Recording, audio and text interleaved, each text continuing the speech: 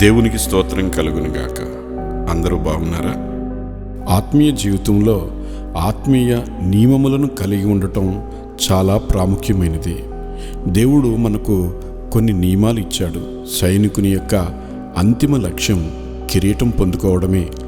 కాబట్టి మనం ఆత్మీయ నియమంలో నడవాలి. ఆ నియమాలను ఉల్లంఘించి వెళ్ళిపోయే వారంగా మనం ఉండకూడదు. నియమ నిబంధనలు అంటే మనం ఇష్టపడం. నియమము లేనివాడు సైనికుడిగా ఉండలేడు. అటువంటి వారు ఏదో ఒక రోజున ఆ ఆయుధమును వదిలేసి వెళ్ళిపోతారు. మిలిటరీ నుండి చాలామంది పారిపోయి వస్తూ ఉంటారు. వారికి ఆ నియమాలు ఎంతో కఠినంగా ఉంటాయి. నియమం ప్రకారము పోరాడుకుంటే కిరీటం దొరకదు.